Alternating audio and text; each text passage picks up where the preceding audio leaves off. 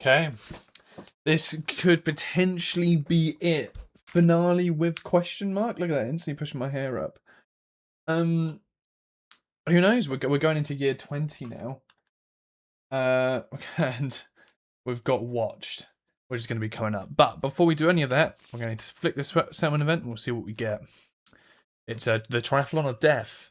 So we've got a little skill encounter. A little skill encounter before anything else happens. We haven't got one person left, but we're going to be needing to nominate 4 people to go out and compete. So we'll obviously bring out the people that we can now bring out here because actually we'd click. Oh yeah. So we're going to bring out these people. They are all going to be competing. Maybe some people earn their names through this, but there we go. So these are the people that we're going to have competing. We can get rid of PTSD now because they did skip their next hunt, and secretive's obviously been made there, so that's fine. Okay, so we just move the card down here to make it a little bit easier, and what we'll do is we'll have one of everyone's colors here to sort of line it up, and we'll see what do we have first of all. So it's the racing one, so it's 1d10 plus your movement attribute, so everyone's 5 5 5, everyone's got 5 movement, so we're not even going to bother adding 5 onto this. We'll see who goes first. Or who's in first place? Oh, dead last. So first place, it's actually in reverse order. So in first place, they get +1 permanent movement here. +1 movement from triathlon. Boom. Good start. Second place, gains 1 courage. Third place, gain a new pair of rawhide boots. Ooh. Put that into storage. And then fourth place, suffer the torn Achilles heel, severe injury. I'm worried that is going to make me skip the next hunt. Discard this at the end of the showdown. Oh, okay, until the end of the showdown whenever you suffer a light wound or heavy wound or knockdown. That's actually also pretty bad. Okay, next one. Remember now, if Donnath comes last in the next 2, she's dead. So we roll. This one has a +2 to our understanding. Okay, we have a tie for last place. So first of all, does anyone have understanding? 3 understanding, actually. And everyone else just has 1. So that'd actually be 5. They have, there's a tie for first place. So if we just add it up like that, so that would be 5. They don't have any understandings, that stays as 5. 4, actually, also has an understanding, so that's tied, and they have 1. So we actually have a tied first place and someone in second place. So gain bragging rights and 1 skull basic resource. Out of like all the things that would have been nice for us to have tied on, to have gotten bonus stuff out of, this one wouldn't have been the one. So we get 3 basic skull resources. Yeah, I suppose we got that now. And then second place, they gain 1 understanding. So there you go. Gain your second understanding. And now the final one, which is adding our strength attribute. I believe some people do have more than others, because obviously we've got some armor going on. And we got no one is fully in last place. So their strength is add 3, so that goes up to a 9. Green has 2 strengths, that goes up to a 6. They have 1 strength, which will put it up to a 10. And then they've got 1 strength, so it goes up to an 8. So in first place is blue. They gain 1 weapon proficiency level. It's a shame, we're actually 1 off. Would have been nice to have just gone that 1 more. Second place gets +1 extra strength. Oh my. Which is kind of a shame, because they're one of our strongest people, probably our best bet on actually wounding the Watcher, but they also get knocked over very easily, and they gain extra strength. And third place is going to be green. They are going to get a random fighting art, and their fighting art is crazed. On a perfect hit, you gain an insanity, and a 4th suffers a dismembered arm injury, which is not nice to be able to end up getting that. Let's reset the deck.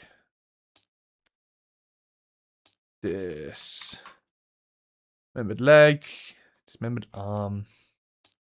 Thankfully, that is a like a newbie, so you can no longer two-hand. So we just won't be using this person, so that's kind of fine. Like we'll just bring out another survivor. That's okay. All right, that's the end of that triathlon event. Now we come down to watched. Dark spots spread across the lantern horde. A nervous hush falls over the settlement. Slowly, the most daring survivors peer past the darkened lanterns, venturing beneath them into a vast chamber, unknown and undreamed of. Slumbering in the centre of the chamber, the survivors can feel a presence of immense danger. Their ultimate predator will soon wake, extinguishing the lantern light that holds the endless darkness at bay. Starting with this settlement phase, the survivors may awaken and face the sleeping menace. You may move Nemesis Encounter Watcher to the current Lantern year. You cannot move it to a year that already has a Nemesis Encounter on the timeline. The settlement has a different response to the discovery based on their conviction.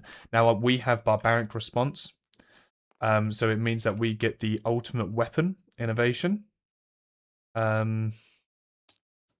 Which I don't know where it would be under. There it is.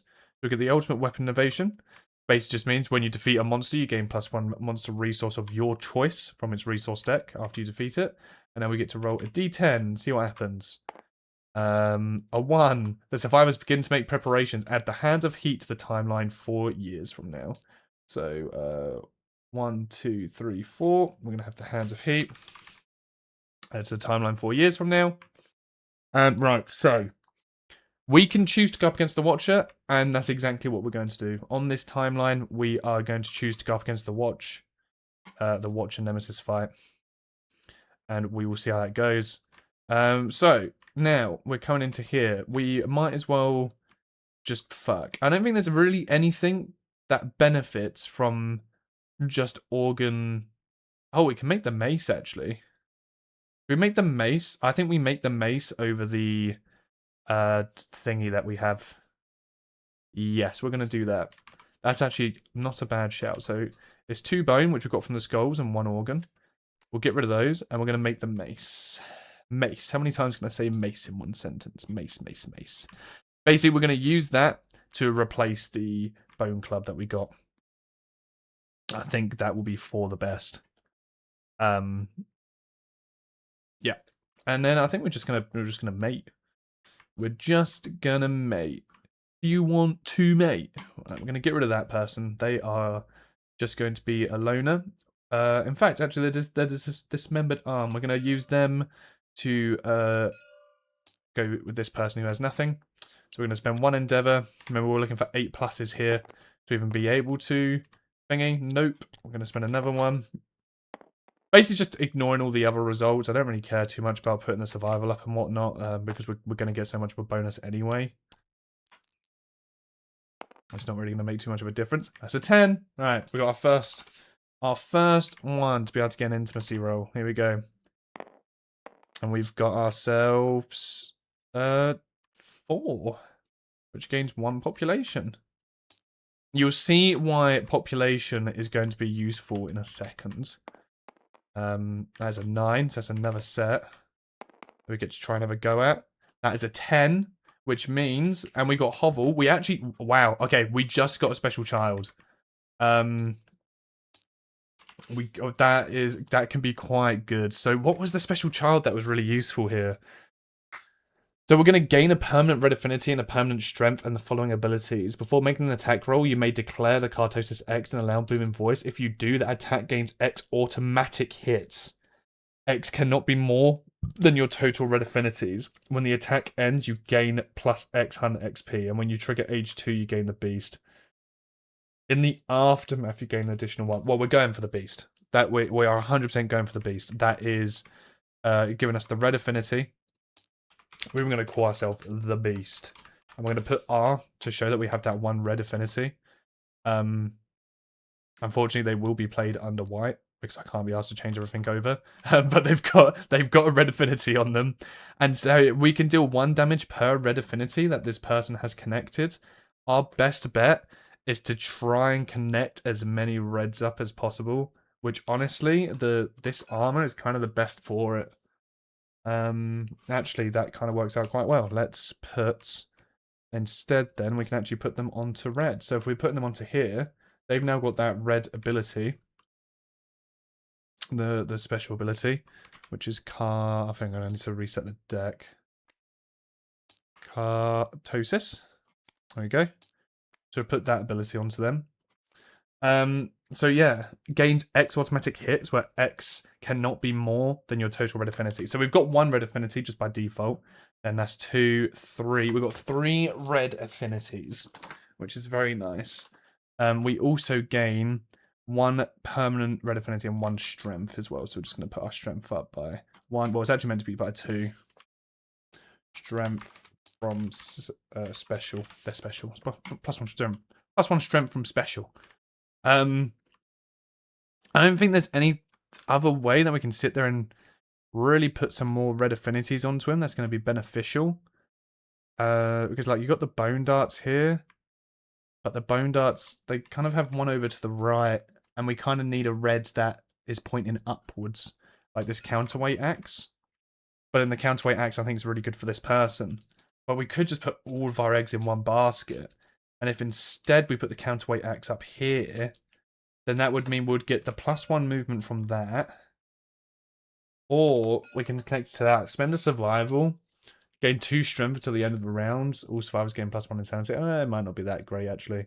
But if we connect up to this bottom one here, then that would allow us to get 1, 2, 3, 4 red affinities. That is 4 damage that we can just get from the straight away, which would be pretty decent. I think that might be the play, you know. But then on perfect, it's nice to get the perfect hits on this. Because it's, like, I suppose it's either way. Like if we get the hits, then it's the perfect hit. But if we get the perfect hits on that, then it's, you know, perfect hit. This person is kind of just going to be used as a way to just getting guaranteed hits. Do you know what? I think we will end up doing that. I think we will end up doing that. Let's just do the rest of these first, and we'll see about what if we can get anyone else to have birth. Maybe we can get 2. If we can get 2 red saviors, that would be massive. Okay, last one. No, terrible. Right, so there's a chance. There is actually a chance now. We're gonna see how this goes because that gives you a guaranteed hit. If you do that attack gains X automatic hit. Oh, I just realized that's hits, not wounds. That is hits, not wounds. Oh. Okay. So maybe the Dream of the Lantern might be better to give yourself a permanent luck, and you can give yourself X amount of luck. But then that's the amount of blue affinities. I don't think we have blue affinities. I think the Beast is the best one that we have, but yeah, okay. Oh. Oh, so we can get us like 1, 2, 3 hits, how it is there, and then we just need to wound as a guaranteed one. I think we do just leave it as it is. Before making an attack roll, you declare it, and if you do, you just automatically get those hits. Okay, yeah. Yeah, we'll leave it like that then. Right. Now we're going to be going into the Watcher. So I'm hoping that the board's going to be able to make itself, because it didn't do it last time on my other campaign. So we'll see if it works. It doesn't. Okay. So I'm going to have to sit there and set up the Watcher manually. So hopefully I just set it up correctly. I will just fast forward the time whilst I set it up, or I'll edit it and skip it. But yeah, I'll set this up and I'll come back and I'll speak to everyone about what is going on.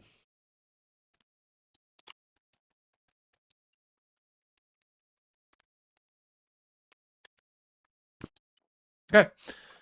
So, the way how the watch is set up is, you can see here that it's got 12 basic cards, no advanced and no whatever L is. It's got infinite movement. Its toughness is the amount of what lantern you're in. So that is why you kind of want to go up against him as early as possible, is for that exact reason. He has 15 health. It's in a similar way where you don't take the cards off of the stack pile. To the King's Arm, I believe. The hand. In a similar way to the hand is how the Watcher is here. Now, some of the other things that we have. We've got an audience, which is where we can sit there and embolden. Basically, the entire settlement is watching this fight. It's like we're the Celtics or the Celtics, right? And we've bought our families. They're in the caravans. We've bought them whilst we're going to attack the Roman Empire, whilst inadvertently realizing that we've blocked our only exit. So we've got that. Basically, if someone dies during the showdown and then we pick up a card that has embolden, we can embolden, which means if we have a survivor in our settlement, they can take over that person.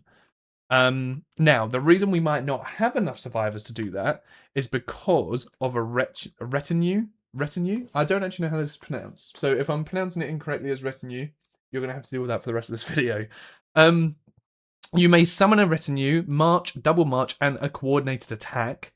Basically, what this is it's going to be a 3x3 of characters, and they, so long as you spawn one, you'll have like a 3x3 of characters that are going to be out. So if I just sit there and quickly get this out and have this as our 3x3, that will be assigned to one person, who will have like our character, our survivors, and they'll get to choose to move it.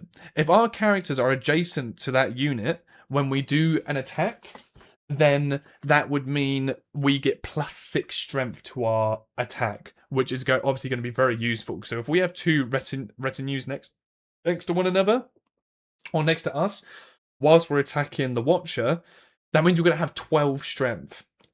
Which already, the toughness of the Watcher is 20. So that means we'll only need to, well, I say only, we'll need to roll an 8, then on top of whatever other strength that we have. When my other campaign went against this, we didn't know this was how the toughness was calculated, so we went up against it as late as possible, and it was 25, and it did make a huge difference. 25, and then you've got 12, it's still over 10 for you to be able to get it, so you had to make up with your other strength, so we've got a chance here. So because we've got that, I realize I haven't actually set the survivors up. Let me just quickly put them up roughly into whereabouts. That would be like that, because there's nothing else that's going to get summoned into this. That is just it. And we are going to be going first. So yeah, when it comes to our turn, we can summon these in. And now, because the script doesn't work in spawning in the Watchers, this is like the only one where I've had to set up the game myself. So there's probably going to be some things that are wrong within the Watcher fight. That I don't know about, but I'm gonna fight the Watcher as I did on my last time, and obviously if I've gotten any of these wrong, much like all the other past years that we've done before this, please let me know in the comments, because I'd rather learn and play the game properly. So we do get to go first. Some of the other things that the Watcher has beforehand is the Vapor of Nothingness. When the Watcher collides with a survivor, the blood flows to their brain and their brain stutters for a moment. They suffer 1 brain damage and 1 damage to the head that ignores armor points. So that's kind of lethal. Then we've also got this, at the start of each monster turn, all survivors within the Void Nexus suffer bash. So we're just going to get knocked over and you perform a basic action. Now, the Retinue. They can't attack. They basically just give you strength, but they can move so long as it's on your turn. It's on your survivor act, so you can't move them in a similar way where we can use survival to dash on someone else's turn. As soon as our act is done, we cannot move the retinue anymore. So we need to plan moving those retinues accordingly. The only way that they can die, if the Watcher goes through them and ends their movement by going through them, you need to roll a d10, and on a 4+, the retinue dies. And when a retinue dies, you -4 population from your settlement. Now, this is where we got confused, but we had to, but we believe this is the right way. It doesn't sound right, though. That's the issue. But everywhere I looked, this is how they explained it. Let's say you only have 4 survivors left in your settlement, which are the 4 survivors you've got out currently playing. And then you want to summon a retinue, you can. So that you basically have this hidden amount of settlement people in the background that aren't your heroes, that just are somewhere there with you. Your settlement is much bigger apparently than what the settlement is in the back. It didn't make any sense for me, because when we started it, we were trying so hard to mate, to be like, let's at least get 9 survivors, 9 other survivors, because there's 9 that makes up a retinue. Let's at least get 9 other survivors to make 1 retinue to be able to help us, but that's apparently not the case. Also, on top of that, you've got 9 survivors, and when they take damage or die, you only lose 4 population. But that's the rules. Again, as I'm saying, rules could be wrong, but that is what we read and what we decided it came to. The other way they can die, if the monster finishes their movement on any point of that 3x3, they're just dead. You don't even roll. The whole platoon is dead. And then if the commander of said platoon dies, then it also dies as well. So with those rules out of the way and done, we can now go ahead and start the final fight. So let me arrange these people in a way that is better fit for what I'm after, because we're definitely going to want Beast to get behind this person and deal damage, and I think green is probably the next best one, and I kind of like green attacking from this angle. I think everyone else is pretty much whereabouts I want them to be. 1, 2, 3, 4, 5, 6. You're 1 away. That's fine. We're going to sort of wait and we'll see what happens. Okay. Wait. Oh, shit. We didn't bring out... Let's bring out Donoff. I forgot to bring her back out again. I just sort of left it and assumed. I was thinking, I've forgotten something here. So we got the returning survivor. Can't depart with swords and axes. But we were changing those to the whistling mace anyway. And we can't leave unless we have a consumable. We do have a consumable in our gear grids. So that is fine. If we take any type of light, heavy, or severe injury damage, we're knocked down. That is the downside to this. But they're giving everyone a strength token. And that is going to be very beneficial for us. For everyone here. So there we go. We'll track that down. Okay. Let's get into this fight then.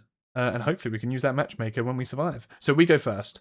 I'm going to have Donoff actually be the first one, I think, to... No, I won't have Donoff. I'm going to have Unnamed Survivor go first. We also need to go +3.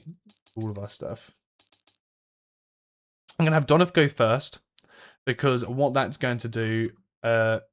Unnamed Survivor go first, because what that's going to allow me to do is I can sit there and move their platoon.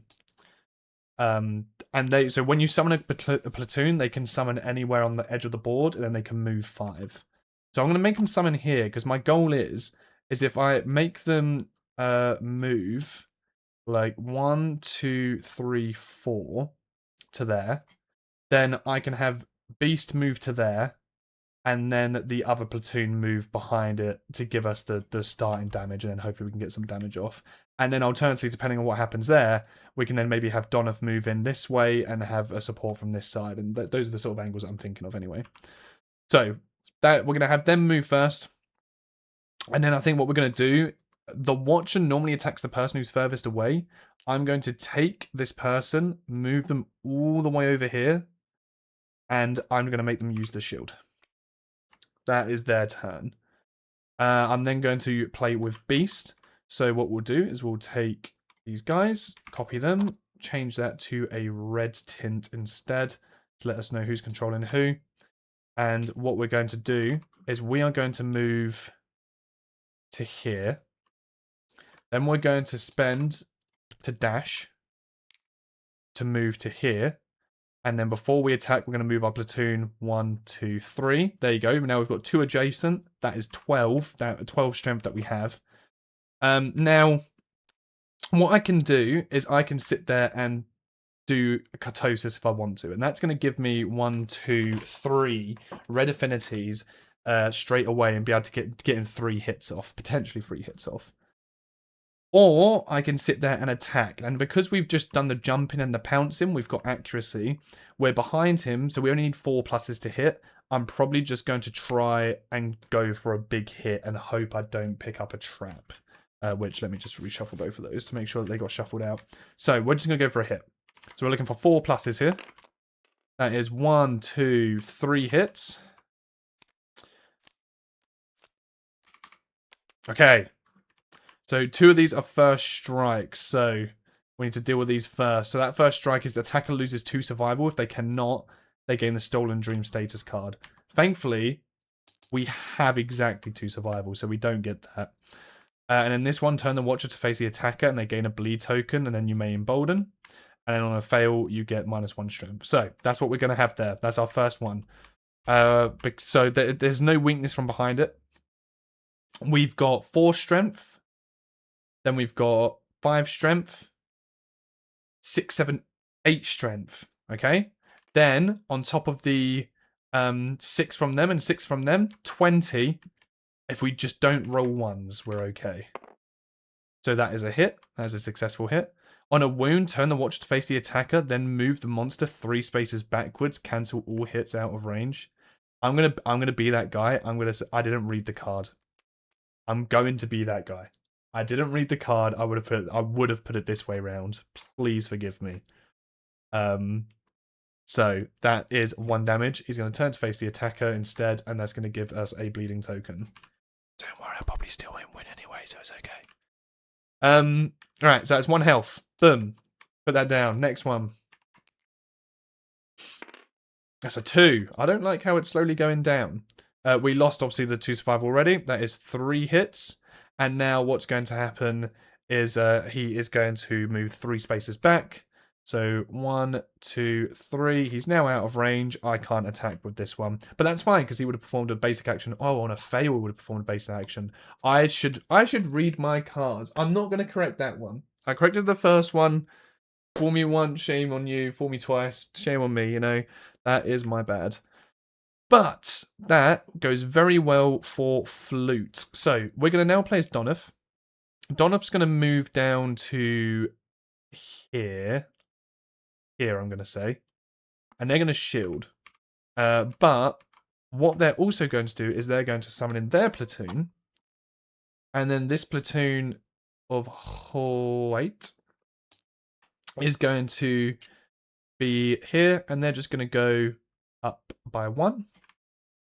And then we're going to have Flute move into behind. We're going to have Flute's platoon now get summoned in. And Flute's platoon is going to be literally just spawned in there and not moving. We've got 6.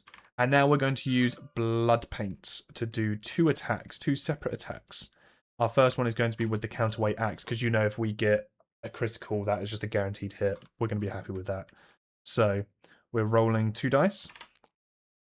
We're looking for 5s to hit. That is 2 hits. That's on 4. Flute has 1 luck. Flute does. Wait. Does luck count? I'm going to need to Google this. Does luck count? Does luck count with perfect hits? Or is it only for wounds? Perfect hits happen during a hit roll on a Lantern 10 and are not influenced by luck. No! It's only hit locations influenced by luck. Ah, that's a shame. Okay, that's still 2 hits. Hopefully no traps. No traps. But both of them is going to be suffering 3 brain damage. Thankfully we have quite a lot of brain anyway. So we've got 4 strength, 7 strength. Then, because we've got these 2, that's 12. So, mental maths. I think that's 19 overall. So that's pretty good. 1s. We don't want. Gosh, yeah, I should have been more specific to it. I did say 1s and I let it hang in the air. I should have said we don't want them. That's a crit. So that is me. We're going to take 3 all survivors in the area. So we're going to take 3 brain damage. 1, 2, 3. We do give them a hit, so we put their health down by 1. Strange sparks fly where the watcher wearily scrapes the ground. Attacker gains +1 survival. I can't go above it, actually. And then we may embolden, which we're not going to do. Now we're going to do our second attack because we used the blood paint, which is going to be this one. So we're looking for 5 pluses again. It's just 1 singular hit. Fire strike, attacker loses 2 survival. If they cannot, they die instantly. See how painful this is. And now we've got 3, 6. I think it's just 2s and above then. Yeah, because that's going to be 18 overall. 2s and above. That's a crit. And once per attack, if you critically wound, cause 1 additional wound. That is fantastic. So that is 2 hits. What's going to happen though? Turn the watch to face the attacker, then move the monster 3 spaces backwards, cancel all hits out of range. That is fine. 1, 2. He's back where he started in the middle. And you know what? Oh, no, I can. Because he's in the middle, I'm going to spend my strength as a survival to surge. Because Red Fist, survivors may spend +1 strength tokens in place of a survival. And we've got 1 strength token. And I am going to take that opportunity, I think. Because this person's so strong anyway, I'm going to spend that as a survival to surge. We're going to attack again. And we're going to do the... Ooh. We're going to... We're going to Keratosis this one. So I'm going to declare Keratosis 3, because we've got 3 red affinities. 1, 2, and the one that we get born with, which is 3. So we will draw 3 out. No traps. When we do that, we get +3 hunt XP, which means that we've just leveled up our hunt as well, which we're going to make ourselves proficient in guitars. Not that I think that's going to make much of a difference, but we'll put the proficiency in guitars, and we're going to roll, and we get a 11, which is a random fighting art. So we will shuffle that. And that is Thrill Seeker. When you gain survival during the showdown phase, gain +1 additional survival. That's pretty nice. It's not too bad. But anyway, we got these 3 cards. So, on a reflex, attacker is knocked down unless they have a courage of 9, which we do not have. Or attacker suffers a random brain trauma if we have 3+ courage, which we do not have. That is just a reflex by default. We're going to put that in last and hopefully not get that. On a fail, attacker gains a random disorder and we get a basic attack against us. And this one's also a reflex. Attacker suffers 3 brain damage, gains a bleed token. Move the watch to the center of the showdown board. If the attacker has 6+ courage, they may grab onto the monster and follow with it. Unfortunately, we are in the center of the board. We can't move away from it, so there's a high likelihood that is going to happen to us. But we shall see. What we'll do is we'll do it in this order, because we can take the 3 brain damage. Oh no, we can't take the 3 brain damage, actually. We've got none. That's terrible. That's pretty bad. Alright, we'll see. So now we've got 1, 2, 6, 7, 8, 12 around us, 20s. You know, it's just ones that'll make us fail. That is a success. So because we didn't fail on that, it goes over. Health goes down. Roll again. That is a 9. We don't have +1 luck. That's a success.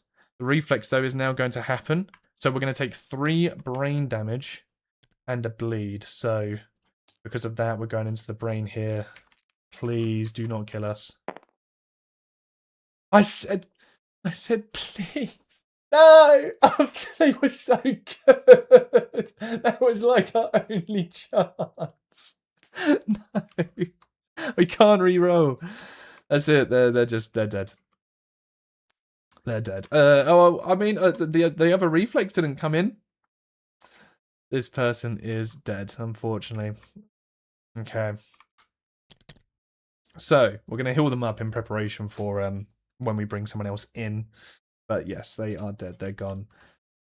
And with it, the platoon goes as well. I'm almost certain. In which don't we need to then get rid of thingies? So when a red tune suffers damage, a red tune is also destroyed when a monster enters its movement. Now, a red tune is destroyed. Oh no. Oh, it doesn't. It doesn't get destroyed with the person. I thought it did get destroyed with when someone else does, but it actually doesn't. So it's when a red tune suffers damage, you roll the d4. When a red tune is also is destroyed when a monster enters its movement on its space, or when a survivor controlling the red tune dies. I actually just read the rest of it. So now we need to lose 4 survivors, which is 1, 2, 3, 4.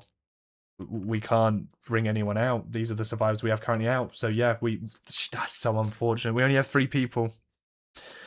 And even more unfortunate is now it's going to be going to the next turn. I'm just sitting there trying to think. Yeah, no, we'll leave that for now. Okay, so it goes to the monster's turn. He's going to do the Void Nexus. No one is in range of that, so that is fine. And then that makes him do a basic action at the end of it. So the furthest survivor, which is going to be over here. So he's going to move all the way down to this person.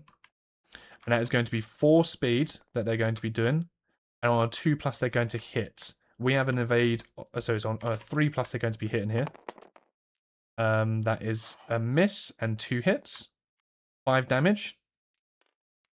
So we got 2 hits. 3 hits? 3 hits. 5 damage on each of these. Really unfortunate. Arms and body.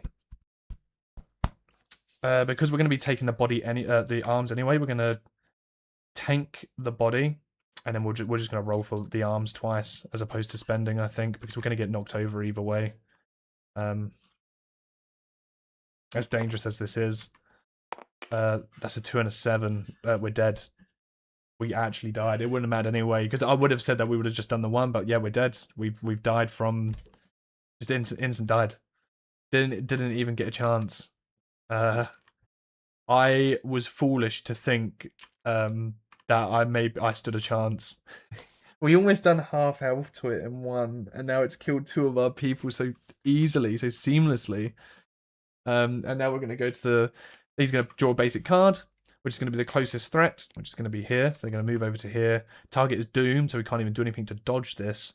This is going to be a 4+ for it to hit. So we'll see. That is 1, 2, 3. Hits all of them. All 4 of those. And that's going to be 5 damage for each one. Wow. Well, we'll block the arms. And then we'll do 1, 2, 3, 4, 5. 1, 2. We're going to be then rolling on the waist twice. Which one do we have? An 8 and a 7. So broken hip and a slashed back. Okay, at least we're not dead. We've got broken hip and then a slashed back. I don't think I've ever rolled slashed back before. This person, yoink and yoink. So that is, you cannot surge until this showdown ends. That's really bad, actually. I'm not too happy with that. Just double checking. That is going to be a bleed token as well. And then the other one is broken hip. We get -1 permanent movement, which for now we'll just put their movement down by 1. And we can no longer dodge. So we can't dodge or surge. That is probably the worst stuff that you could get with the hip. And then that's, oh my god, and that is another bleed token. That's terrible. And everyone else suffers knockback 10. So 1, 2, 3, 4, 5, 6, 7, 8, 9, 10. All the way to the edge of the board. Now it's our turn. Well, Donoff is right next to them. What we can do... Oh, I don't think they can make it, can they? Because I can't surge either. 1, 2, 3, 4... Yeah, no, there's no point moving them yet. Okay. Well, what we'll do is we'll get 1, 2, 3, 4, 5. That's going to at least give Donoff some extra strength, and then we'll go for an attack. So we're looking for 6 pluses here to hit. We're rolling 3. 6 pluses to hit. 1, 2 hits. Oh, yeah, didn't want that card apparently. We didn't get a trap. Turn the watch to face attacker. They gain a bleed, and then you may embolden. So that's when we could have summoned someone in, but because we don't have enough survivors, we can't. And that one's just going to be a basic attack. So, on a perfect hit, we didn't get any perfect hits, so we can't do that one. We've got 8 strength. We have 8 strength, which is pretty damn good. With the 6 behind us, that is 14. We need 6s to be able to injure this guy. So it is doable. That's a 6. We wound. He turns to face us. We gain a bleed token, which isn't good. We're close to having a bit too many. Oh, damn. Hold on. Unless you roll a 1, add +1. Oh, sorry. We're meant to get an 8 and a 9. The 7 wasn't meant to be the one that we get. So we get dodge back. We're meant to instead, you cannot dash until the showdown ends. So that's what we're meant to do. So this one, the +1 permanent movement actually comes back. We can dodge. This goes back into it. It's instead the one with dashing, whatever that may be. What was it called? Thankfully, I caught that on quite quickly. Bruised tailbone. Yeah, thankfully I caught that quite quickly. Otherwise, I wouldn't have switched it over. Yeah, you cannot dash till the showdown ends. Yeah, that's better. It still gives us the bleed, so nothing really changes there. We just can't dash. Oh, and also we're knocked down. Oh. If that's the case, then green is going to lose one because we would have encouraged them up. We definitely would have encouraged them. We're doing it anyway. We've done the damage. Now we're doing the next one. Still 6 pluses. That is a 9. Brilliant. That is a hit. Another hit. They go down. Nope. That is to 6 health. Sorry. And now he's going to reflex though. So he's going to basic attack me. And I can't surge, so I can't block this. That is 2s. We've got an evasion of 2, so miss, hits twice. There's going to be 5 damage to both of these. To our body. 1, 2, 3, 4, 5. Probably the best place we actually could have got it. Oh, do you know what? I'm going to dodge the body. Dodge the body. We can't surge. We haven't moved yet, so we can move. Which I might do. I might just move down to. Yeah, tough one. Thinking of where to move. 1, 2, 3, 4, 5. He's going to go to the furthest target. Yeah, I'm going to move to here. He's going to go to the furthest target away, which is going to be flute. So with flute, we're going to have them move to here. And then we're going to move these guys, I think, to go... 1, 2, 3. We'll keep him here. Okay. It's going to be the enemy's turn now. So, he's going to do his big swoopy thing. No one's in the range. The retinues don't count for that range. Then he's going to do a basic attack, which is going to be the furthest person. So he'll move down here and then go all the way over to here. Form a basic attack. What is our... We got 3 evade. So we've 5 pluses here to hit. Miss. Hits us once. That is phenomenal. So we're going to do that. That is going to be 5 damage to our head, which we will dodge. Thank you very much. Then we're going to draw a... Oh, wait, what was that? Oh, yeah, no, we dodged, so it doesn't matter. Then we're going to draw the card. Closest survivor, so it's going to be us. So he's going to move and attack us again. Now, I could spend to surge here, and I'm kind of wanting to do so. I can surge to do a hit, or I can surge to pull up a shield. Actually, surging to pull up a shield is probably better, because this person isn't exactly the best. And if we pull up the shield, at least we can just absorb some... Oh, yeah, we'll do that. We'll do that. We're going to surge to pull up the shield between, obviously, that little line. And the same thing happens again. Wrong person, by the way. This person, we only have 1 survival left. In that case, it's a pretty strong person as well. I am going to surge, but I'm not going to put up a shield. I'm going to pull out blood paint. And that is the attack I'm going to do. So I'm going to, first of all, attack with the bone axe. So it's 6 pluses. Oh, 5 pluses. We've got an accuracy of +1. There's 2 hits. I haven't seen the traps yet, and it's kind of scaring me. So if we wound, we may embolden. And attacker gains -1 strength token. Okay. I realised it would have been better for us to, because we're not adjacent, we're not getting the bonuses from that. It would have been better to been able to move them, and we can't do that right now. So this is unfortunate. We've only got 3, 6 strength. It's kind of foolish, actually. We've got 6 strength, and he's on 20, so we need 10s to hit. Believe. To be fair, we didn't think we were going to be actually using a surge here to hit. Cool. No. Well, we failed. Attacker gains -1 strength token. Turn the watcher to face the furthest board edge and full move forward. Oh, he's going to go all the way over it. And then we get a -1 strength. Okay, so that just cancels our other hit. But now he's going to do this. So he's now going to move back towards us anyway. Now just at a different angle. And he's going to roll. So we are looking at 5 pluses here to hit. Miss. Hits with the other 3, unfortunately. Remove all positive attribute modifier tokens from the target. If any +1 strength tokens were removed this way, the watcher gains +1 damage, which he will be gaining +1 damage, unfortunately. So that is 5 damage to the arms. 1, 2, 3. We're going to have to roll for that. and then so they gain that. Just put the damage up by 1. And then to the body, we can't even dodge. So that is so we're rolling for the body twice. Rolling for the body twice and the arms once. So okay, so we got an 8, which is a spinal fracture, -2 strength and a bleed. That is terrible. This person is not going to be getting any things off from that. We're not going to bother giving them the other thing of the spinal fracture. And then what are our other numbers? 5 and a 6. Okay.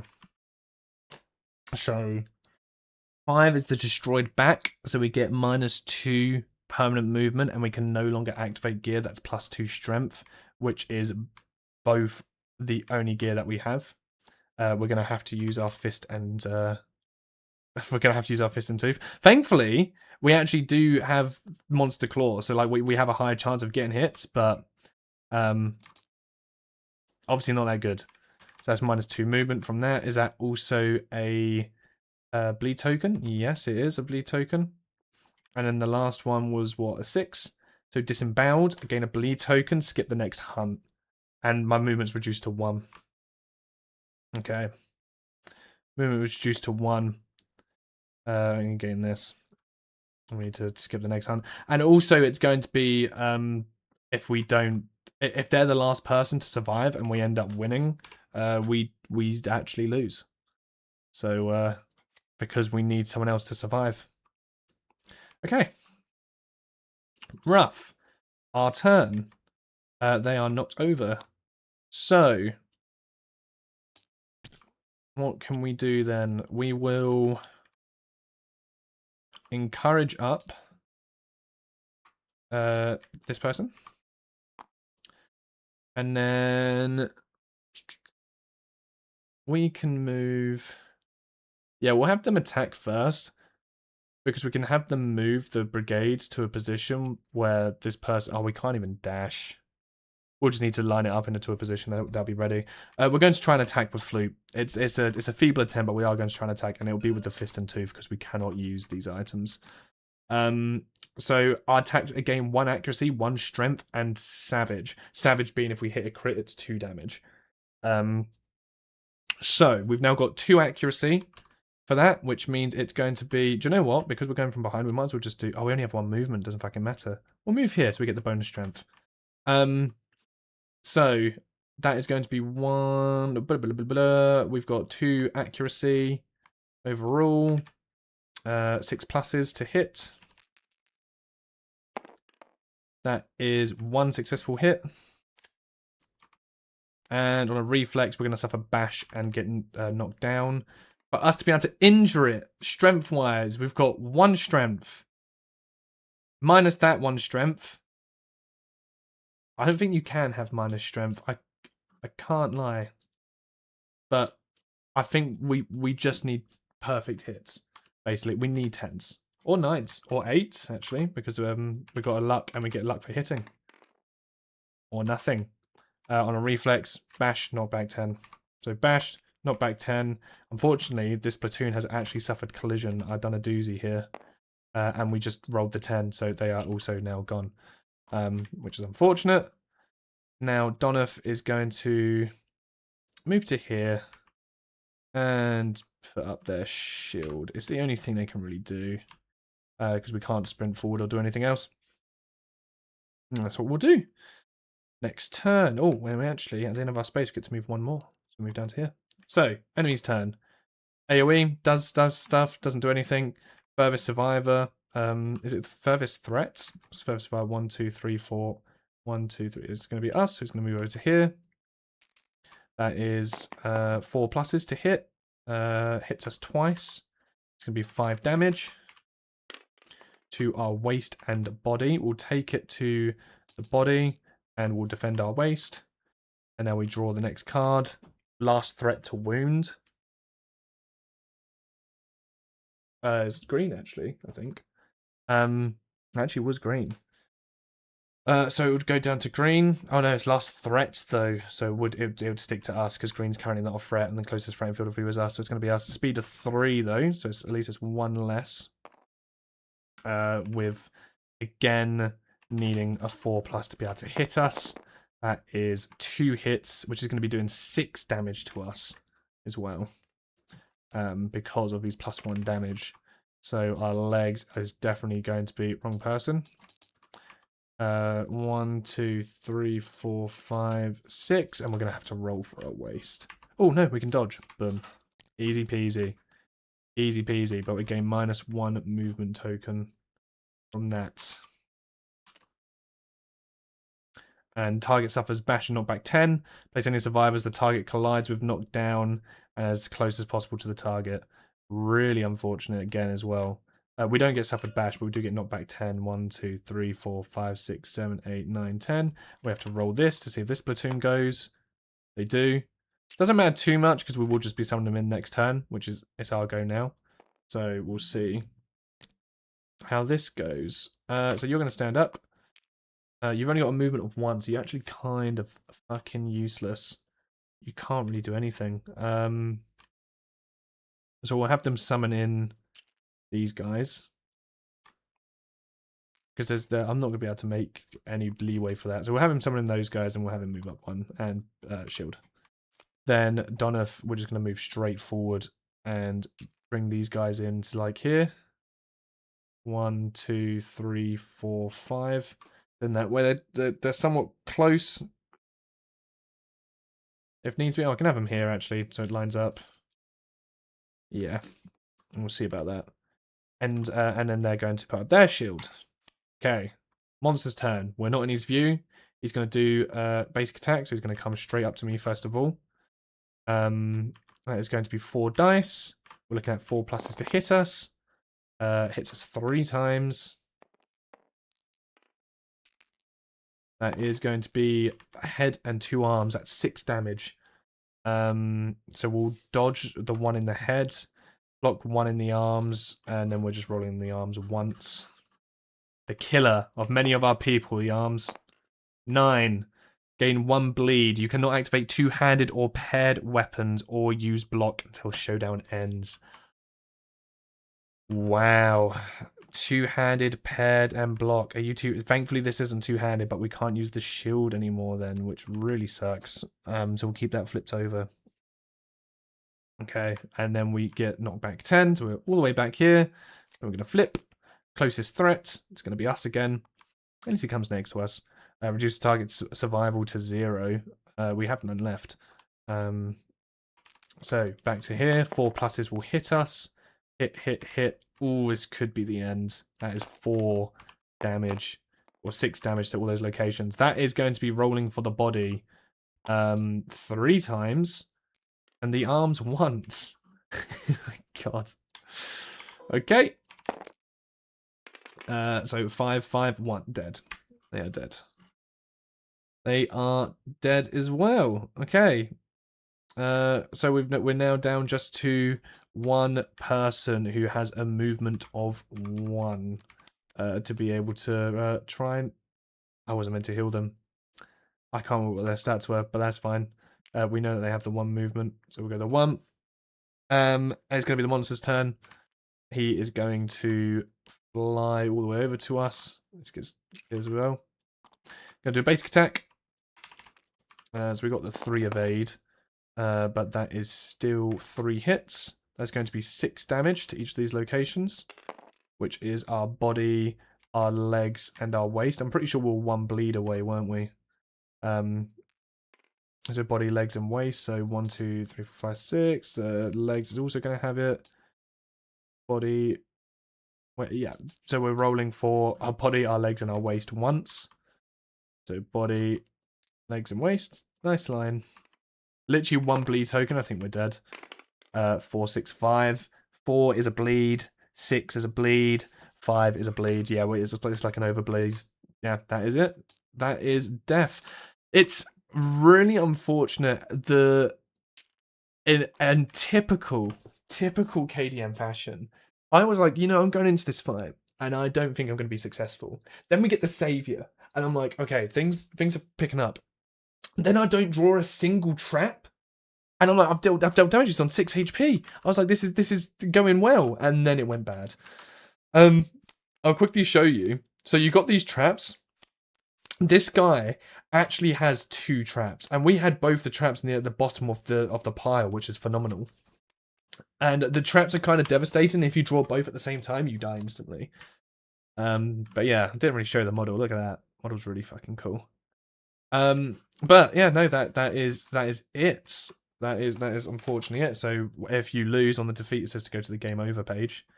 And basically the game over page is just you basically have a way of getting benefits the next time you play. So we would tick off the leftovers, where at the start of the showdown with the first story, White Lion, we get 1 survivor terrain corpse card there. And then the next time we get a game over, we'll get both leftovers and those before us, which is when the survivors reach the settlement, they find small traces of human life before them and gain a skull resource and increase survival limit by 1. So like you can see how you have these benefits as you're going along. But yeah, that is the end of the campaign. That is the end of Enfaire. I am amazed, frankly amazed, that we managed to make it to year 20. I think it is insane. 55 dead survivors. I was kind of dogging on not being able to have those rerolls, and obviously not having those rerolls came in really bad here. But I tell you what, we had people that weren't necessarily that strong, and we got the Watcher down to 6 HP. I think the Retinues are like the biggest thing that are able to help you with that. If we had people with full leather armor, we had people full leather armor, we had people with weapon proficiencies as well, where, you know, if we had that guitar weapon proficiency, we could ignore some of the reactions and the reflections that happened, and bits like that. I do reckon we could have survived that, even though the odds were stacked against us. There was opportunity. But yeah, no, that would be the end of the campaign. I won't be saying goodbye I definitely wouldn't be saying goodbye to KDM permanently. We will 100% have another campaign of KDM that comes up, but it won't be straight away. There might be a chance that I do it with someone, or there's a chance I do it solo.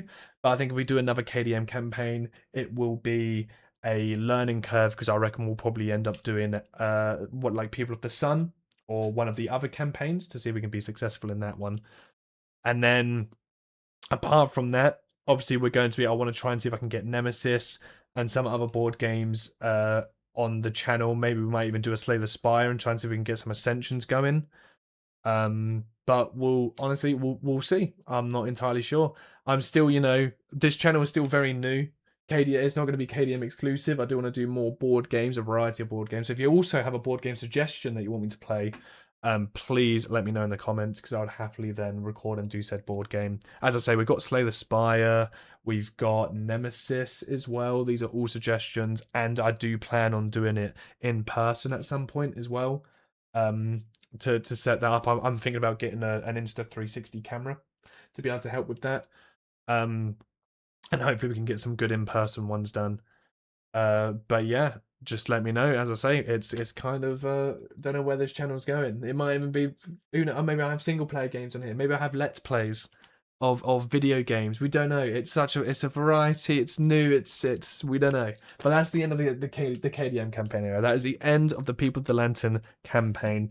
If you did enjoy, then please obviously subscribe for future content. And also, if you think about wanting to play and get in the game yourself, definitely go and support the developers that have made the game.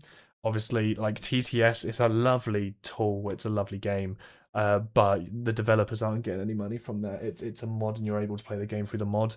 I almost feel like I'm allowed to play KDM on here, because I literally have the box next to me here.